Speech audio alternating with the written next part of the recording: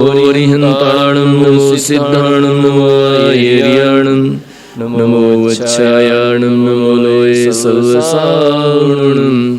बोले परम पूज्य आचार्य श्री नेमिचंद्र सिद्धांत चक्रवर्ती महाराज की जय।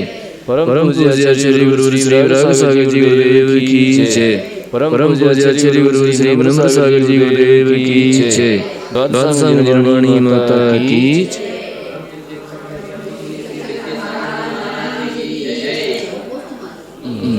आज जो है अष्टमी है, तो आज अपन पिछला विषय रिवीजन करते हैं और जिनके जो विषय समझ में नहीं आया उसको देखते हैं और कोई आप लोगों की प्रश्नों शंकाओं तो उनको अपन करते हैं। ठीक है। हाँ, कोई विषय समझ में नहीं आया पूछ लीजिए।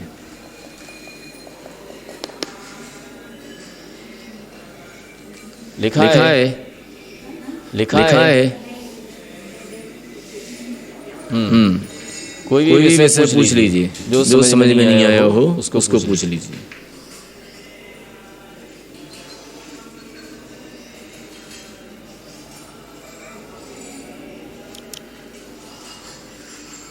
जल्दी करो। अब पूछो।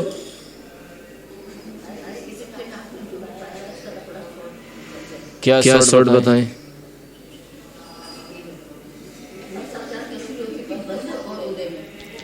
बंद अलग चीज है, बंद अलग है, उदय अलग है।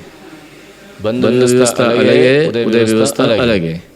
तो दोनों अलग अलग हैं, दोनों को अलग अलग समझना चाहिए और दोनों को अलग अलग समझेंगे तभी हमारी समझ में आएगा, अन्यथा इधर उधर मिला देंगे तो गड़बड़ हो जाएगा। गड़बड़ ना हो, थोड़ा सा आप पूछो क्या समझ में नहीं आया, जो समझ में नहीं आया उसको बता देते। बंद की प्रकृतियां, बंद योग प्रकृतियां कितनी है? 120। उदय योग प्रकृतियां कितनी है? 122। अलग अलग गुण स्थानों में उनका अलग अलग बंद होता है और अलग अलग उनका उदय आता है। ठीक है। तो उदय अलग है, बंद अलग है और सत्ता में अलग है। सत्ता में 148 प्रकृतियां रह सकती हैं। तो सबकी व्यवस्था अलग अलग है। ठीक है। तो अब हमें क्या समझ नहीं आया वो बताइए। बंद विच्युति, अबंध, ऐसे उदय विच्युति, अनुदय, तीन रहती हैं। अनुदय, उदय और उदय विच्युति। ठीक है। तो कई गुण स्थानों में उदय विच्युति हो जाती है, तो उनका आगे उदय नहीं होता है और जो वर्तमान में आगे उदय में आ सकती हैं, इसलिए उदय हैं। तो ये व्यवस्था जैसे पहले गुण स्थान है, पहले गुण स्थान में 5 प्रकृतियां उदय में रहती हैं। कौन सी 5 प्रकृतियां उदय में? आर्गद्वैक, तीर्थंकर, सम्यक प्रकृति और सम्यक मिथ्यात्व प्रकृति। ये अनुदय में और उदय में कितनी रह सकती हैं? तो 117 उदय में रह सकती हैं। अब अलग अलग मार्गों में, अलग अलग गतियों में अलग अलग उनकी व्यवस्था रहती है। जैसे कई प्रकृतियां ऐसी हैं जो मनुष्य गति में उदय में नहीं आएंगी, त्रिंच गति में उदय में आएंगी। कई प्रकृतियां ऐसी हैं जो त्रिंच में नहीं आएंगी, मनुष्य में नहीं आएंगी। कई प्रकृतियां ऐसी हैं जो देव में आएंगी, मनुष्य में त्रिंच में और नरक में नहीं आएंगी। कई प्रकृतियां ऐसी हैं जो नरक गति में नहीं आएंगी, देव गति में, त्रिंच में, मनुष्य गति में नहीं आएंगी। तो ऐसी व्यवस्था अलग अलग है। तो मार्गणों की अपेक्षा से अलग है। तो इस तरह से सभी गुण स्थानों में, सभी प्रकृतियों में, सभी मार्गणों में अलग अलग व्यवस्था रहती है। ठीक है।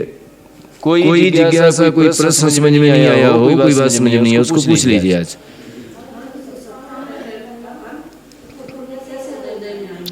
सत्ता में रहती है, वो सत्ता में अपना समय पा करके उदय में आ जाती हैं। जैसे उनका उदय काल आता है उस समय उदय में आ जाती हैं, अथवा उदीर्णा के द्वारा भी उदय में आ जाती हैं। हाँ, जितने समय के लिए जिसका उनको बांधा है उसके बाद उदय में आ जाते हैं समय पूरा करके, अथवा उदीर्णा के द्वारा भी आ जाता है। उदीर्णा कैसे होती है? समय से पहले। माने उसका समय नहीं है, फिर भी परिणामों के पश्चात ऊपर के जो कर्म हैं जो दीर्घ काल में उदय में आने वाले हैं उन्हें वर्तमान में ले आना वह उदीर्णा कहलाती है। कैसे ले आते हैं? परिणाम से आ जाते हैं स्वयं ऑटोमेटिक सब चीजें लाना नहीं पड़ता, उठा के नहीं लाना पड़ते हैं, अपने आप आ जाते हैं। परिणाम करने की आवश्यकता है, जैसे परिणाम किया वैसे उदय में आ जाते हैं। हाँ, अच्छे बुरे पुण्य प्रकृतियां पाप प्रकृतियां जब जैसा परिणाम हुआ वैसे उदय में आ जाएगा। तो इस तरह से उनकी व्यवस्था अलग अलग रहती है। उदय की व्यवस्था अलग है, उदीर्णा की अलग है, अनुदय की अलग है। ठीक है। और कोई बात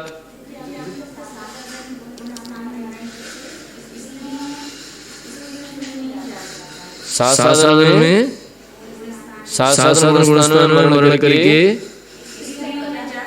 स्त्रियों में जा सकता है? नहीं, नरक नहीं जाता। क्यों नहीं जाता? ऐसा नियम है, स्वभाव है। और स्वभाव में तर्क नहीं होता, स्वभाव तर्क का अगोचरा। स्वभाव जो है तर्क के अगोचर होता है। पानी कैसा है? पानी कैसा होता है? नहीं, उसका स्वभाव क्या है? उसका शीतल क्यों होता है? शीतल क्यों होता है पानी? ऐसे ही जहाँ स्वभाव कह दिया जाता है वह तर्क नहीं किया जा सकता। ठीक है। तो महिलाओं में स्त्री वेदी में जा सकता है, लेकिन वह नरक नहीं जा सकता। दूसरे गुणस्थान वाला नियम है ऐसा। चौथे गुणस्थान वाला जा सकता है नरक। जो चौथे गुणस्थान में वो तो नरक जा सकता है।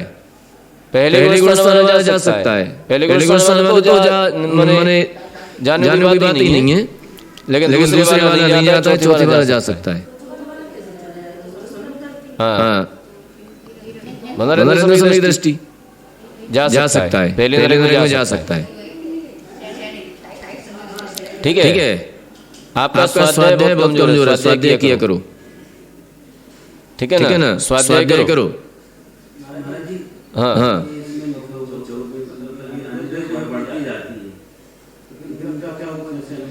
अनुदय बढ़ती जाती है, वो खत्म। आगे चल करके 6 हो जाएंगी। अनुदय का मतलब उदय में नहीं आ रही है, सत्ता में। आगे जा करके उनका 6 हो जाएगा, सत 6 हो जाएगा। तो सत 6 हो जाएगा तो सत्ता में से भी गई, बंध भी खत्म, उदय भी खत्म, मोक्ष चले जाएंगे, केवल ज्ञान हो जाएगा। ठीक है। तो सत्ता में रहती हैं, सत्ता में उदय नहीं है उनका। आगे चल करके 6 कर देंगे।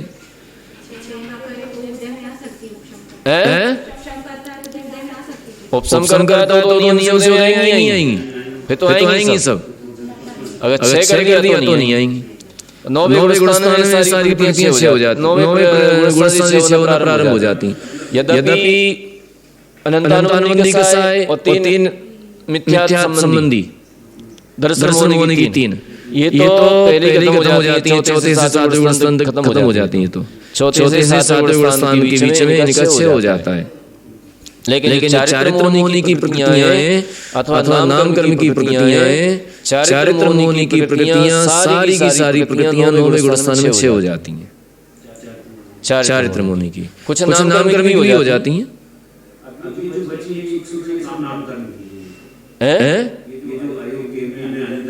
हाँ, सारी नाम कर्म की नहीं है और वेदनी कर्म की भी है। नाम कर्म की सबसे ज्यादा है। हाँ, वेदनी कर्म की है, गोत्र कर्म की है, आयु कर्म की है। वेदनी है, आयु, नाम और गोत्र, ये 4 आघातीय कर्मों की प्रक्रियां अभी शेष बची हैं। कौन से गुणस्थान में? ये अयोग केवली गुण स्थान में 85 प्रकृतियों का क्षय होता है। हाँ, 85 प्रकृतियां क्षय होती हैं। कौन से गुण स्थान में? अयोग केवली गुण स्थान में। वहाँ द्विचर्म समय में 72 प्रकृतियों का क्षय होता है और चर्म समय में 13 प्रकृतियों का क्षय होता है। तो इस तरह से 12 का भी होता है। हाँ, 12 का भी होता है और 13 का भी होता है। एक आचार्य के मत से 12 का होता है, एक 13 का होता है। एक आचार्य के मत तो इस तरह से 85 प्रकृतियां 14वें गुण स्थान के अंत समय में नष्ट हो जाती हैं। ठीक है। तो इसमें नाम कर्म की, गोत्र कर्म की, वेदनी कर्म की और आयु कर्म की। आयु कर्म की कौन सी प्रकृति है? मनुष्य आयु। वेदनी कर्म की साता साता। गोत्र कर्म की उच्च गोत्र।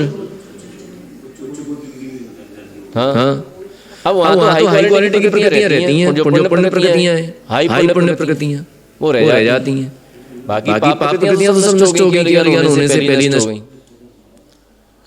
और भी रह जाती हैं पाप प्रकृतियां सत्ता में, तो वो बाद में नष्ट हो जाती हैं।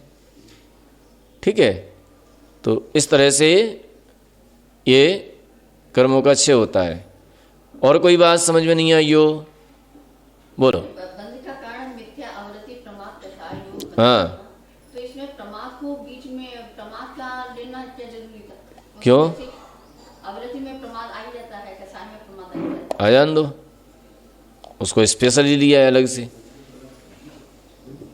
अलग से लिया है। कोई तो सामान्य से होता है, कोई विशेषता से होता है, वहाँ विशेषता से लिया है। प्रमाद भी कर्म बंध में कारण है, लेकिन कहीं कहीं प्रमाद को नहीं लिया है। ठीक है। आज सर्व के कितने वेद हैं? कौन कौन से? पनमिथ्यात योग 15, 12 विरति जानो, 5 और 20 कसाय मिले, सब 57 मानो। जा में कहाँ है प्रमाद? फिर आवश्यक नहीं था, लेकिन तो मालूम तो सब है, मालूम तो है, लेकिन तो कहीं कहीं प्रमाद को लिया है, कहीं कहीं नहीं लिया है। वहाँ पर विशेषता से लिया है। यहाँ पर योग को लिया है। योग 15 योग, 5 मिथ्यात, 25 कसाय, 12 अविरति, ये कर्म बंध के कारण हैं, बंध के हेतु हैं। तो इनको लिया है। कहीं कहीं जो है प्रमाद को लिया है, अलग अलग आचार्यों की अलग अलग विवक्षा में लिया है। ठीक है। और कोई प्रश्न?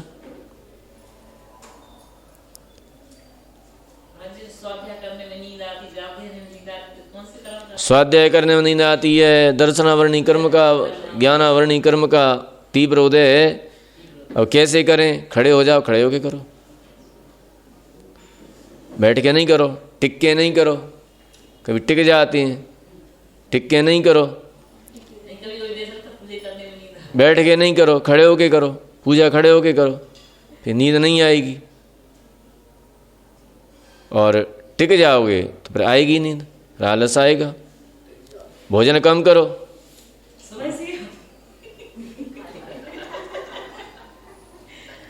ठीक है। तो मोह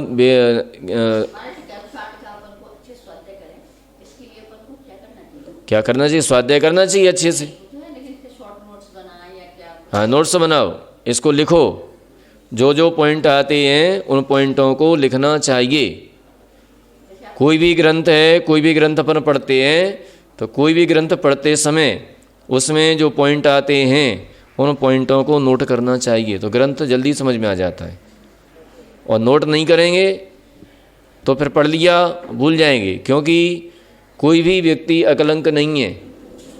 सो एक बार में पढ़ने से याद हो जाए, एक बार में सुनने से याद हो जाए। कई बार सुन लेते हैं तब भी समझ में नहीं आ पाता है। इसलिए पढ़ो और पढ़ करके नोट करो, और नोट करके फिर वो ग्रंथ आसानी से समझ में आ जाता है। दोबारा पढ़ें, पूरा समझ में आ जाता है। ठीक है। एक प्रार्थना, यदि आप जैसे आप पढ़ाते हैं तो आप ये को हम इसके एक बार टेस्ट लेंगे, पढ़ाएंगे, पूछेंगे, तो क्या हम लोगों ने बोलेगा तो हम उसको याद करने की कोशिश करें।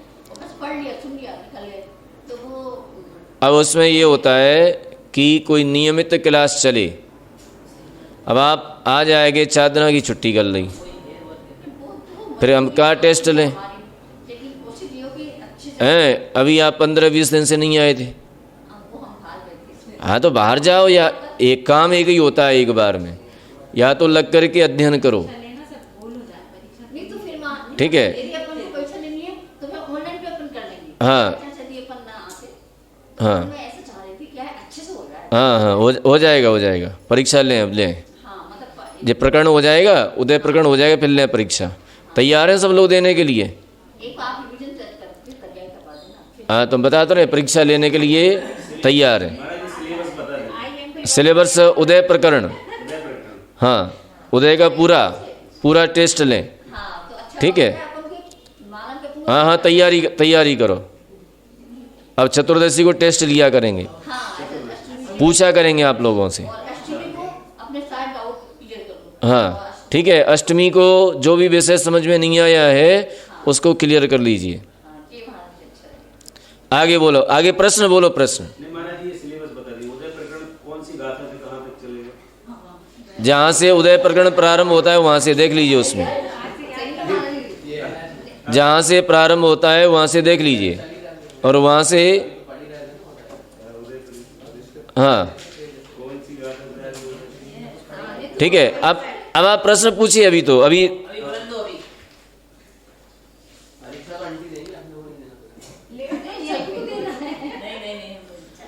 जो विषय समझ में नहीं आए वो पूछ लीजिए अभी।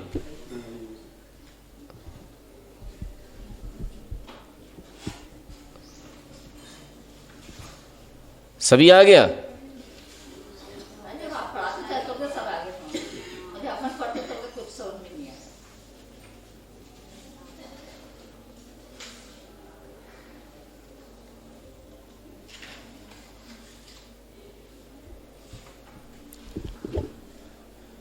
तो जो है कर्मकांड में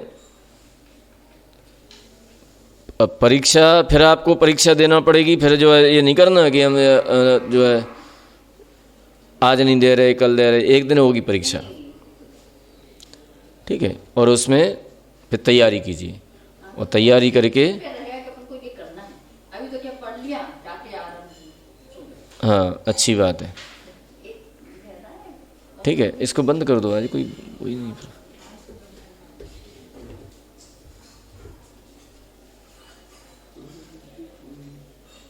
हाँ हो गई। संक्रमण की बात है ना, हो गया। संक्रमण की बात है ना, तो संक्रमण जो 10 करण होते हैं उनमें संक्रमण भी एक करण है। 10 करण कौन से हैं पता है? बंध के 10 करण होते हैं, कौन से हैं पता है? उत्कर्षण, अपकर्षण, संक्रमण, उदय, उदीर्ण, सत्व, बंध, निदत्ति, निकाचित, उपशम, ये 10 करण होते हैं। तो कर्म की 10 अवस्थाएं होती हैं, उन कर्म की 10 अवस्थाओं में संक्रमण एक कर्म है, ठीक है। संक्रमण क्या है? एक अवस्था है, अवस्था कर्म की एक अवस्था है। संक्रमण कर्म की एक अवस्था है। कहाँ चले जाते हो, इतनी लेट आते हो? जल्दी करो पूजा, ठीक है। अब वो संक्रमण कितने प्रकार का होता है? तो संक्रमण जो है 4 प्रकार का होता है। स्थिति संक्रमण, प्रकृति संक्रमण, स्थिति संक्रमण, अनुभाग संक्रमण और प्रदेश संक्रमण, ठीक है। प्रकृति संक्रमण, स्थिति संक्रमण, अनुभाग संक्रमण और प्रदेश संक्रमण, ये 4 प्रकार का संक्रमण हो जाता है, ठीक है। आया समझ में? कितने प्रकार का हुआ? 4 प्रकार का संक्रमण हुआ। संक्रमण का मतलब क्या है? संक्रमण माने संक्रमण माने अपने स्वभाव को छोड़ करके पर स्वभाव हो जाना, दूसरे स्वभाव रूप हो जाना, ये क्या है? संक्रमण। यानी अपनी तो जाति छोड़ दी, और ध्यान दें संक्रमण अपनी ही जाति वालों में होता है, विजाति में नहीं होगा। कर्म प्रकृतियों का जो संक्रमण होता है वो अपनी ही जाति वालों में होता है। ये पुण्य की वजह से होता है या तप वगैरह? वो दोनों प्रकार से होता है, पाप से भी होता है, पुण्य से भी होता है। पाप से होगा तो पाप रूप होगा फिर। हाँ, दोनों प्रकार से होता है, लेकिन होगा स्वजाति में ही, विजाति में नहीं होगा। मतलब दर्शनावर्णी दर्शनावर्णी का संक्रमण दर्शनावर्णी में ही होगा, ठीक है, अन्य में नहीं होगा, ज्ञानावर्णी आदि में नहीं होगा। वेदनी का संक्रमण वेदनी में ही होगा, वेदनी की स्वजाति प्रकृति में ही होगा। अब वेदनी की स्वजाति कौन सी है? साता असाता, तो दो प्रकृतियां हैं, तो कभी साता का संक्रमण असाता में, कभी असाता का साता में। पर होता मतलब रेगुलर है, मतलब ये ऐसा जैसा कर्मों का जड़ हाँ हाँ, तो जब कोई व्यक्ति संकलेश रूप परिणाम करता है तो संकलेश रूप परिणाम में साता वेदनी असाता रूप होती जाती है, ठीक है। और जब कोई विशुद्ध परिणाम करता है तो विशुद्ध परिणाम में असाता वेदनी साता रूप में हो जाती है। स्वाध्याय कर रहे हैं तो स्वाध्याय करते समय भले ही आपके समझ में आए चाहे नहीं आए, ठीक है। मान लीजिए कर्म कांड पढ़ रहे हैं, जीव कांड पढ़ रहे हैं, अन्यथा अथवा अन्य कोई ग्रंथ पढ़ रहे हैं। अब तुम्हारे समझ में आ रहा है तो ठीक है, नहीं आ रहा है समझ में आ रहा है तो सर्वश्रेष्ठ है, और नहीं आ रहा है समझ में तो कोई बात नहीं है। जब भगवान की वाणी को सुनते हैं तो उस समय कम से कम इतना तो हो ही रहा है कि साता वेदनी असाता वेदनी कर्म साता रूप में परिणमित हो रहा है, संक्रमण हो रहा है, ठीक है। तो एक फायदा हुआ कि नहीं है? बहुत बड़ा फायदा है। दूसरा, ज्ञान का क्षयोपशम बढ़ता है। जो ज्ञानावरणी कर्म है उसका क्षयोपशम बढ़ता है। तीसरा फायदा, विवाद से बच जाते हैं। बाहर बैठे होगे तो कहीं इनकी बुराई कहीं इनकी बुराई, सिर्फ राग और द्वेष की बातें करेंगे, ठीक है। और राग द्वेष की बातें करेंगे तो राग द्वेष करने से क्या होगा? कर्म का बंध होगा। और यहाँ बैठेंगे तो यहाँ हम वीतराग की बात करेंगे, है ना, भगवान की भक्ति की करेंगे अथवा जिनवाणी की बात करेंगे, जिनेंद्र भगवान की वाणी को सुनेंगे। तो जिनेंद्र भगवान की वाणी को सुनेंगे तो उस समय राग द्वेष रूपी संक्लेश परिणाम का अभाव होगा, और उस अभाव में कर्म का बंध होगा तो निश्चित रूप से पुण्य प्रकृतियों का बंध होगा। पहली बात तो पुण्य प्रकृतियों का बंध होगा। असाता साता में पलट गई, जो पाप प्रकृतियां उनका पुण्य प्रकृतियों में संक्रमण हो गया। तो यानी कहने का मतलब ये विवाद से बच गए। कहते हैं ना, समय सार गाथा में 5वें नंबर की गाथा है कि एकत्व विभक्त की कथा क्या है? सार है, सारभूत है, समय सार है। और पर की कथाएं विसंवादिनी, पर की कथाएं, दूसरों की कथाएं, स्व की कथा, स्व समय कथा कैसी है? श्रेष्ठ है। और पर की कथाएं विसंवादिनी। ये सारी कथाएं विसंवाद नहीं होती हैं, विसंवाद कराने वाली होती हैं। तो यहाँ पर हम अपनी बात करेंगे, अपनी आत्मा की बात करेंगे, और दूसरी जगह हम विसंवाद वाली बात करेंगे। तो उस विसंवाद से बच गए, कोई लड़ाई झगड़ों से बच गए। हो सकता है कि ऐसे समय में कोई आकर के हमसे कोई कुछ कह देता तो या तो लड़ाई हो जाती अथवा हमारे परिणाम में संक्लिष्टता हो जाती, उससे बच गए। तो ये ऐसे समय में जो हमारी पाप प्रकृतियां हैं, जो हमारे अशुभ कर्म हैं, वो पुण्य में संक्रमण करते रहते हैं। ये क्या होता है? प्रकृति संक्रमण। साता का असाता रूप हो जाना, ये क्या हो गया? प्रकृति संक्रमण। ठीक है। मिथ्यात्व प्रकृति सम्यक्त रूप हो जाना, ये क्या हो गया? प्रकृति संक्रमण। ठीक है, आई समझ में ना? ये क्या हो गया? प्रकृति संक्रमण। अब इसके बाद स्थिति संक्रमण। स्थिति संक्रमण, जो कर्म लंबे टाइम के लिए पड़े हुए थे सत्ता में, 70 कोड़ा कोड़ी वाले पड़े हुए थे, वो कर्मों की स्थिति कम हो जाना, अंत कोटा कोटी रह जाना, ये क्या हो गया? स्थिति संक्रमण।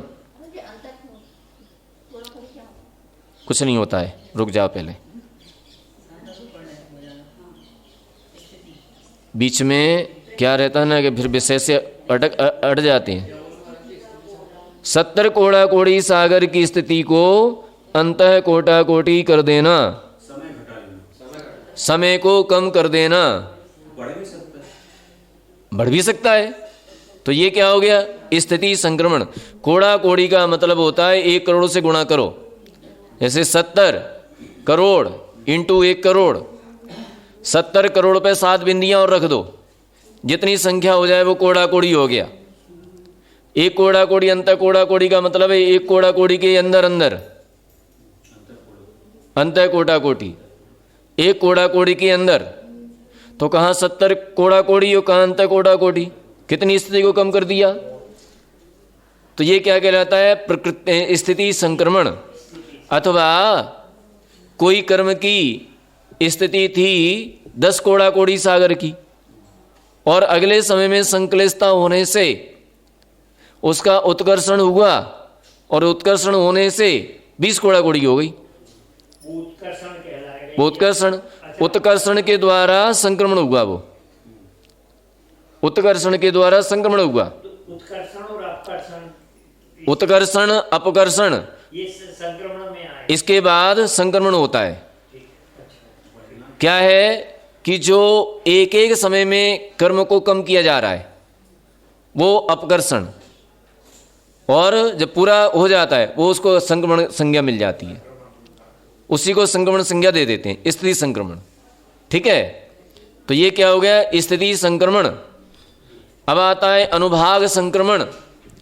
अनुभाग संक्रमण का मतलब है जो फल देने की शक्ति है, तो ज्ञानावरणी कर्म,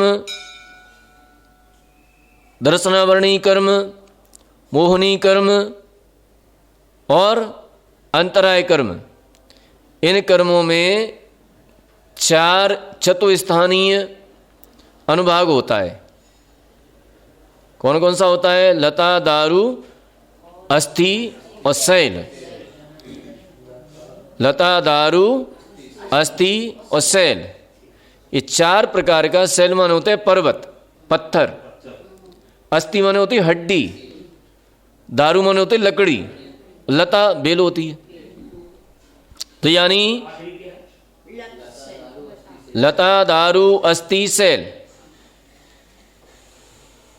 तो अब इसका मतलब ये है कि जो लता होती है वो कैसी होती है? बिल्कुल मुलायम होती है। तो लता भाग जो है वह देशघाती होता है। ठीक है। और इससे कठोर क्या होती है?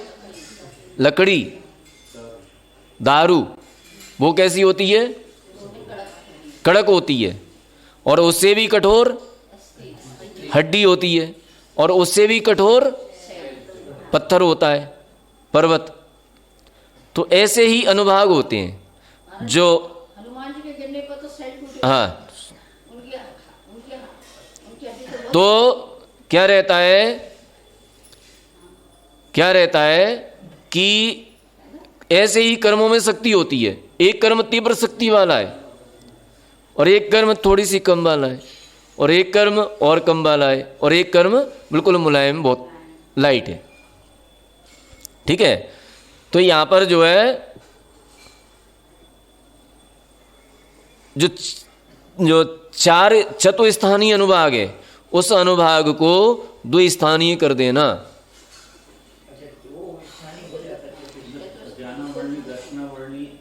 ये चार घातीय कर्मों का जो चतुस्थानीय अनुभाग है, उस अनुभाग को द्विस्थानीय कर देना। ये क्या है? अनुभाग संक्रमण, अथवा द्विस्थानीय अनुभाग को बढ़ा करके चतुस्थानीय कर देना। तो संक्लेश परिणामों से तो द्विस्थानीय होगा, संक्लेश परिणामों से चतुस्थानीय हो जाएगा, और विशुद्ध परिणामों से द्विस्थानीय हो जाएगा। ठीक है, तो ये क्या हो गया? अनुभाग संक्रमण। अब आता है प्रदेश संक्रमण। प्रदेश संक्रमण चार प्रकार का होता है। ये घातीय कर्मों में, अघातीय कर्मों में, अब अघातीय कर्मों में दो प्रकार के कर्म होते हैं। घातीय कर्म तो सारे की पाप प्रकृतियां, ये तो घातीय कर्मों की सारी प्रकृतियां कैसी हैं? पाप प्रकृतियां।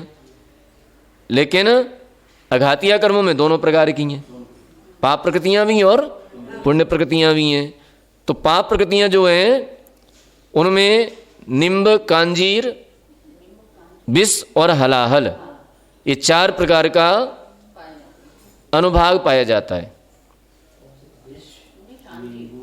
निम्ब, कांजीर, विष, हलाहल। नीम जो होता है ना, तो कम कड़वा होता है, माने कड़वा तो होता है। कांजीर इससे और भी ज्यादा होता है, विशेष कड़वा होता है। विष बहुत ज्यादा खतरनाक होता है, और हलाहल सबसे तेज, उसका कोई वो तो बहुत तेज होता है, माने एकदम खतरनाक होता है। तो इसी प्रकार से पाप प्रकृतियों में ये अनुभाग होता है। एक कर्म ऐसा है कि एक्सीडेंट होगा तो ऑन द स्पॉट मृत्यु, ये कौन सा अनुभाग है ना? एक्सीडेंट हुआ, ऑन द स्पॉट मृत्यु, तत्काल। ये कौन से कर्म का उदय था? हलाहल वाला। कौन सा अनुभाग था? हलाहल वाला। एक कर्म ऐसा है कि हाथ पैर टूट जाएंगे, सर फट जाएगा, ठीक हो गए तो हो गए, नहीं हो गए तो कोई बात नहीं, ऊपर चले जाएंगे, ये विष। एक कर्म ऐसा है एक्सीडेंट होगा, फ्रैक्चर होके रह जाएगा, है ना? एक कर्म ऐसा है एक्सीडेंट होगा, खरोंच आके रह जाएगी। ठीक है ना?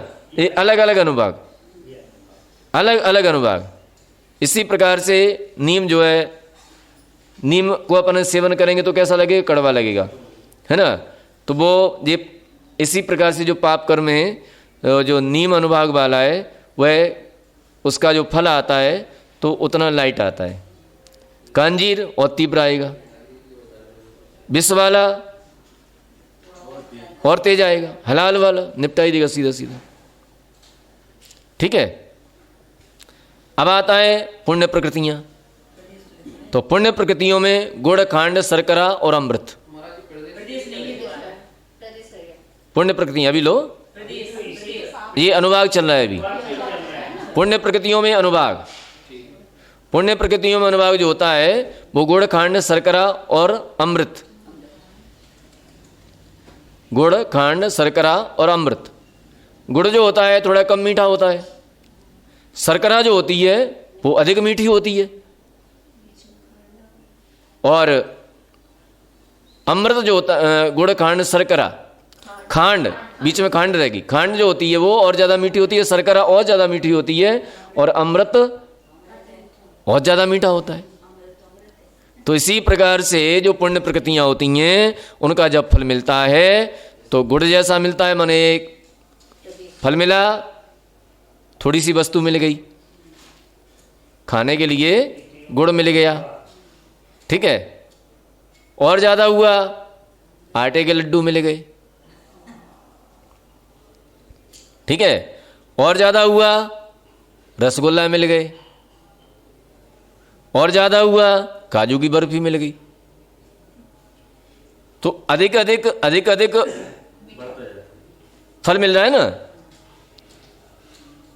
तो ये जो है पुण्य प्रकृतियां हैं। तो पुण्य प्रकृतियों में गुड़, खांड, शर्करा और अमृत, ये इस प्रकार का अनुभाग पाया जाता है। अब संक्लेशता की, तो संक्लेशता की तो जो पुण्य प्रकृतियां हैं वो पाप रूप में संक्रमण कर जाएंगी,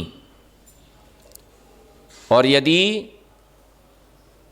विशुद्धि बढ़ी तो फिर जो पाप प्रकृतियां हैं उन पाप प्रकृतियों का अनुभाग कम हो जाएगा और पुण्य प्रकृतियों का अनुभाग बढ़ जाएगा।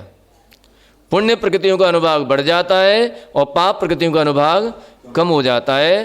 पुण्य प्रकृतियों का अनुभाग जो है चतुस्थानीय हो जाता है और पाप प्रकृतियों का अनुभाग द्विस्थानीय रह जाता है। कैसे? विशुद्धि से, ठीक है। और यदि संक्लेशता करें तो संक्लेशता में पुण्य प्रकृतियों का अनुभाग द्विस्थानीय रह जाता है और पाप प्रकृतियों का अनुभाग चतुस्थानीय हो जाता है। इसी का नाम है अनुभाग संक्रमण,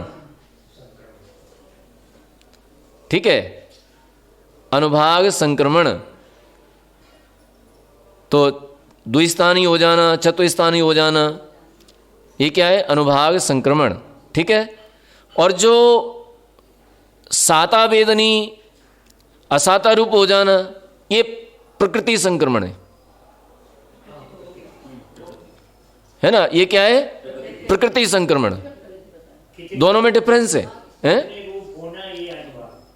और जो चतुस्थानीय है वो द्विस्थानीय हो जाना, द्विस्थानीय वो चतुस्थानीय हो जाना, ये है अनुभाग संक्रमण, ठीक है। अनुभाग संक्रमण, प्रकृति संक्रमण। प्रकृति संक्रमण में एक प्रकृति दूसरे रूप हो जाती है, स्वजाति में ही होगी, स्वजाति में ही, विजाति में नहीं होगी। जैसे चारित्र मोहनी कभी भी दर्शन मोहनी रूप नहीं होगा, और दर्शन मोहनी कभी चारित्र मोहनी रूप नहीं होगा। स्वजाति में ही परिवर्तन होगा, विजाति में नहीं होगा, ठीक है। इसी प्रकार से तो ये प्रकृति अनुभाग, स्थिति में स्थिति कम ज्यादा होना, सत्र कोड़ा कोड़ी सागर की स्थिति अंत कोटा कोटी रह जाना, अथवा नीचे की स्थिति थी वो ऊपर की हो जाना, बढ़ जाना, उत्कर्षण के द्वारा अपकर्षण के द्वारा स्थिति घटना बढ़ना, ये क्या है? स्थिति संक्रमण, प्रकृति संक्रमण, अनुभाग संक्रमण हो गया। अब क्या है? प्रदेश संक्रमण। तो प्रदेश संक्रमण, एक बार में कितने प्रदेश पर प्रकृति रूप हो रहे हैं? एक समय में कितने प्रदेश, कितनी क्वालिटी में कर्म जो है अन्य प्रकृति रूप हो रहा है, ये क्या है? प्रदेश संक्रमण।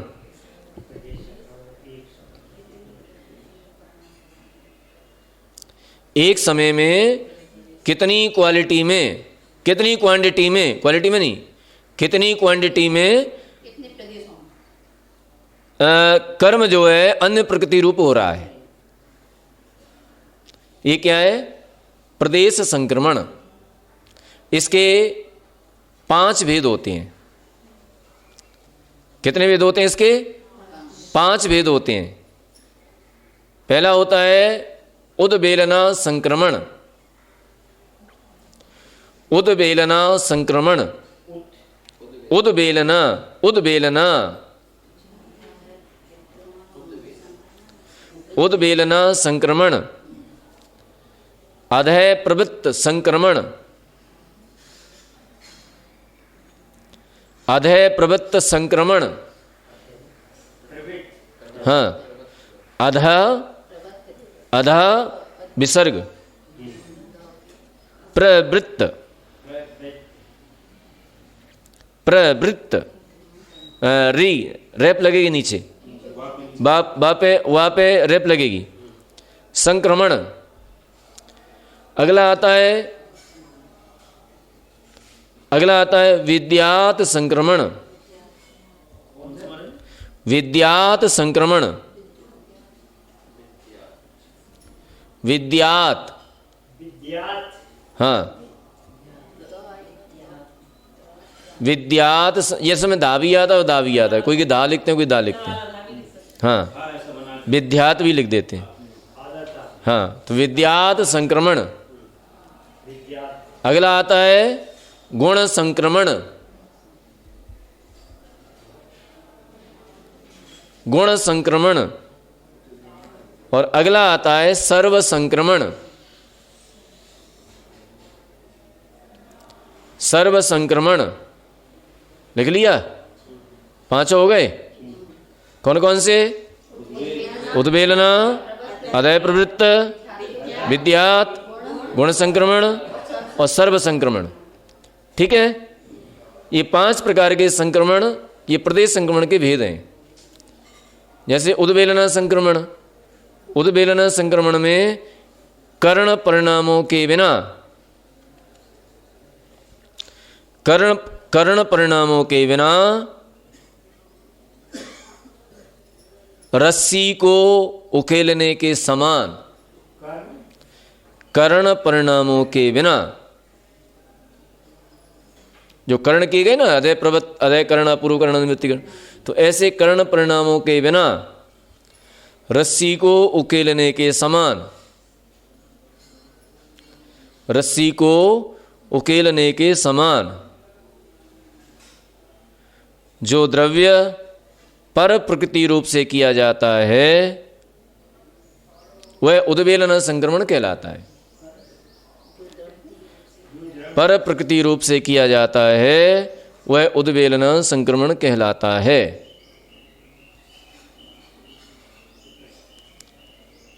ठीक है, जैसे देखो अब समझ लो इसको, किया जाता है, पर प्रकृति रूप किया जाता है वह उद्वेलना संक्रमण कहलाता है। देखो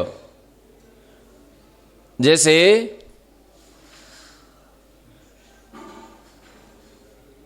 ये कमल कुमार जी हैं और अनूप जी को इन्होंने पैसे दिए, ठीक है, पैसे दिए, 1 लाख रुपए दे दिए। अब देने में तो बहुत कम टाइम लगा, अब ये वापस ले रही है, तो वापस ले रहे हैं तो धीरे धीरे करके वापस ले रही है। पहले तो दिए, ठीक है ना, पहले दिए, अब दे के वापस नहीं लेते तो कोई बात नहीं, अब ये वापस ले रहे हैं, हमें वापस करो। ठीक है, तो वापस करने में इनको जो टाइम लग रहा है तो वापस कर रहे हैं धीरे धीरे। कभी इन्होंने 1,000 दे दिए, कभी 10,000 दे दिए, कभी 5,000 दे दिए। ये क्या है? वापस। इसका नाम क्या है? उद्वेलना। ठीक है, इसी को कहते हैं उद्वेलना है। जैसे मान लीजिए मिथ्यात्व का द्रव्य था, मिथ्यात्व का द्रव्य, और मिथ्यात्व का द्रव्य सम्यक्त रूप परिणामों के माध्यम से, सम्यक्त परिणाम से सम्यक्त प्रकृति में और सम्यक मिथ्यात्व प्रकृति में परिवर्तित हो गया। ठीक है, सम्यक मिथ्यात्व प्रकृति को और सम्यक्त प्रकृति को दिया द्रव्य सम्यक्त परिणाम से, अब वो आ गया मिथ्यात्व में और मिथ्या दृष्टि हो गया। तो मिथ्या दृष्टि हो गया तो सम्यक्त प्रकृति का द्रव्य और सम्यक मिथ्यात्व प्रकृति का द्रव्य वापस मिथ्यात्व में आएगा। धीरे धीरे, एकदम से नहीं आता है, धीरे धीरे। दे तो जल्दी दिया, अंतर्मूर्त में दे दिया, लेकिन आएगा वो द्रव्य कितने समय में? पल्ले के असंख्यात विभाग में, माने असंख्यात वर्षों में आएगा। ठीक है, असंख्यात वर्षों में वापस होगा।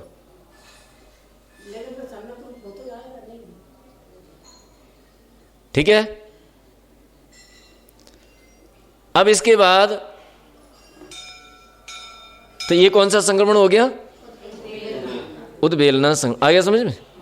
अच्छे से आ गया? मतलब उस दिन में अगर उसे देने में थोड़ा कष्ट हो जाएगा देना नहीं तो एकदम से दिया ना कि ये तो दिया लेकिन ठीक है, करने में हाँ हाँ होता है। और में आगे मिथ्या शब्द ही बता समझ में आ गया? उद्वेलना संक्रमण क्लियर? देना अब आता है कौन सा? अदर अधेय प्रवृत्त संक्रमण। अधेय प्रवृत्त संक्रमण जब होता है तो अधेय प्रवृत्त संक्रमण में जिन प्रकृतियों का बंध हो रहा है, जिन प्रकृतियों का बंध हो रहा है उन प्रकृतियों में जो सजाती प्रकृतियां जिनका बंध नहीं हो रहा है अभी, तो उनमें भी वो देता है। भाई हमने तो लिया, हमने लिया और तुम भी ले लो, तुम क्या को चुपचाप बैठे हो। अब कोई पड़ोसी बैठा है, हम भोजन कर रहे हैं, तो अपन क्या करते हैं, उसको भी पूछ लेते हैं आप भी ले लो, तो दूसरे को भी, है ना। कब? जब भोजन कर रहे हैं तब, और जब भोजन नहीं कर रहे हैं उस समय थोड़ी देंगे, उस समय तो हम कुछ कहेंगे ही नहीं। जब भोजन करने बैठे, हमारी सीट पर कोई बैठा हुआ है, ट्रेन में भोजन कर रहे हैं, सीट पे कोई बैठ, तो उससे ही पूछ लेते आप ही भोजन कर लो। अथवा अपने घर पे कोई आया है तो हम भोजन करने बैठे और वो समय बगल में बैठा है, तो उसको भी कहते हैं भाई तुम भी भोजन करो। तो जिस समय भोजन कर रहे हैं उस समय पूछ लेते हैं। इसी प्रकार से जिस समय जो कर्म प्रकृति का बंध हो रहा है, अन्य प्रकृतियां जो बंध योग्य हैं उस गुणस्थान में, लेकिन अभी बंध नहीं हो रहा है, तो उन प्रकृतियों को भी द्रव्य दिया जाता है। भाई अपने जीवन में जो व्यवस्था है ना, अपने सामान्य जीवन में, वही व्यवस्था कर्म की भी है। बस अपन समझ नहीं पाते हैं। आगे समझ में? ये कौन सा संक्रमण है? अधेय प्रवृत्त संक्रमण। ये केवल बंध के समय ही होता है। कब होता है ये? बंध के समय ही होता है। और ये संक्रमण 121 प्रकृतियों में होता है, मिथ्यात्व में नहीं होता है। 121 प्रकृतियों में होता है, मिथ्यात्व प्रकृति का नहीं होता है।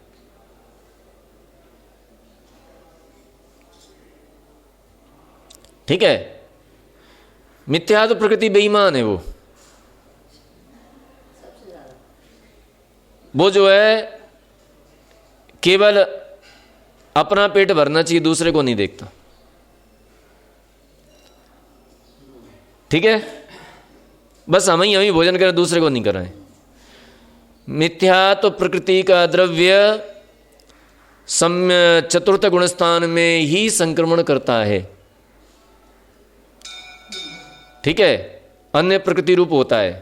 पहले गुणस्थान में मिथ्यात्व प्रकृति का संक्रमण नहीं होता है। और मिथ्यात्व प्रकृति का संक्रमण कब होता है? चतुर्थ गुणस्थान में। और बंध कब होता है? पहले गुणस्थान में। तो पहले गुणस्थान में उसका संक्रमण होता नहीं है, इसलिए उस प्रकृति में अधेय प्रवृत्त संक्रमण नहीं होता है। उस प्रकृति का बंध के समय संक्रमण नहीं होता है। ठीक है? जब उसका बंध रुक जाता है तभी उसका संक्रमण होता है। तो इसलिए उसमें अधेय प्रवृत्त संक्रमण नहीं होता। कौन सी प्रकृति में? मिथ्यात्व में। बाकी सारे संक्रमण होते हैं। हाँ, मिथ्यात्व में उद्वेलना भी नहीं होता, उद्वेलना संक्रमण भी नहीं होता, बाकी तीन संक्रमण होते हैं। ठीक है? समझ में आ गया? इसके बाद होता है विद्यात संक्रमण।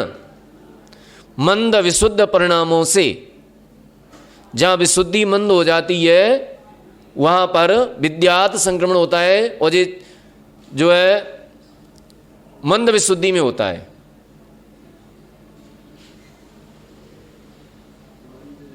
जैसे कि मिथ्यात्व का द्रव्य है मंद विशुद्धि, धीमी विशुद्धि से। जैसे मिथ्यात्व का द्रव्य है तो चौथे गुणस्थान से लेकर के सातवें गुणस्थान तक इसका संक्रमण विद्यात संक्रमण होता है, मंद विशुद्धि के माध्यम से। मंद विशुद्ध परिणामों से यह संक्रमण होता है। कहीं संक्लेश परिणामों से भी होता है, ऐसा नहीं है। लेकिन मंद विशुद्ध परिणामों से इसकी मुख्यता अपन ले रहे हैं यहाँ पर, इसको बतलाने के लिए, इसका स्वभाव बतलाने के लिए कि मंद विशुद्ध परिणामों से ये धीमे धीमे द्रव्य अन्य प्रकृति रूप होता है। गुण संक्रमण तो तीव्रता से होता है, प्रत्येक समय असंख्यात गुण असंख्यात गुण असंख्यात गुण, और इसमें धीमे धीमे होता है। इसमें जो जा रहा है ना, धीमे धीमे जा रहा है, धीमी गति से जा रहा है, तो इसलिए मंद विशुद्धि से ये वाला संक्रमण होता है। गुण संक्रमण, गुण संक्रमण प्रत्येक समय में असंख्यात असंख्यात गुणा द्रव्य पर प्रकृति रूप में दिया जाए। प्रत्येक समय असंख्यात असंख्यात गुणा द्रव्य पर प्रकृति को दिया जाए, पर प्रकृति में संक्रमण करे। ये कौन सा संक्रमण है? गुण संक्रमण। हाँ, असंख्यात असंख्यात गुणा द्रव्य पर प्रकृति में दिया जाए, यह कौन सा है? गुण संक्रमण। ठीक है। और गुण संक्रमण करते करते संपूर्ण द्रव्य, जितना द्रव्य बचा है, पूरा का पूरा द्रव्य एक साथ पर प्रकृति में दिया जाए, इसका नाम क्या है? सर्व संक्रमण। हो गया? एक साथ सारा द्रव्य, जितना द्रव्य एक साथ पर प्रकृति में पलट दिया जाए, शेष बचा। भाई गुण संक्रमण का समय समाप्त हो गया। अब गुण संक्रमण का समय समाप्त हो गया तो अभी द्रव्य जितना बचा है वो सारा द्रव्य दूसरी प्रकृति में पलट दिया जाए, वह है सर्व संक्रमण। जैसे कि मिथ्यात्व का द्रव्य है, तो मिथ्यात्व का द्रव्य पहले अधय प्रवृत्त संक्रमण चल रहा था, चौथे गुण स्थान से लेकर के 7वें गुण स्थान तक, फिर 8वें से गुण संक्रमण प्रारंभ हो गया, फिर 9वें गुण स्थान के लास्ट में जा करके गुण संक्रमण चलता गया 9वें गुण स्थान के लास्ट में जा करके जो उसका पूरा समय समाप्त, 9वें गुण स्थान में नहीं, अधय प्रवृत्त में, अधय प्रवृत्त कर्ण में, अधय प्रवृत्त कर्ण में, गुणस्थान से नहीं लेना वहाँ पर, क्योंकि गुणस्थान वो चारित्र मोहनी की अपेक्षा से फिर वो अलग बात हो जाती है ना। यहाँ दर्शन मोहनी की अपेक्षा से बात कर रहे हैं। तो जो मिथ्यात्व का द्रव्य था, पहले अधय प्रवृत्त, पहले कौन सा था? अधय कर्ण। अधय कर्ण में कौन सा संक्रमण था? विद्यात। फिर अपूर्व कर्ण हुआ, है ना, फिर कौन सा हुआ? अपूर्व कर्ण। इसके बाद अनिवृत्ति कर्ण। तो अनिवृत्ति कर्ण में, अनिवृत्ति कर्ण परिणाम में पहले तो गुण संक्रमण हो रहा था और लास्ट में जाकर के पूरा का पूरा द्रव्य एक साथ सम्यक मिथ्यात्व में संक्रमण कर जाता है। इसका नाम क्या है? सर्व संक्रमण। आ गया समझ में? सर्व संक्रमण आ गया? आ गया। क्रम से होते हैं, ठीक है ना। तो इस प्रकार से आज अपन ने संक्रमण को समझा। अब समझ में आ गया संक्रमण अच्छी तरह से। कल अपन और कल तो अपना विषय चलेगा, फिर अपन और आगे कोई भी विषय रह जाएगा, फिर अपन आगे और देखेंगे। आज इतना ही, आज संक्रमण का आज समय समाप्त हो गया। आज इतना ही। बोले महावीर भगवान की।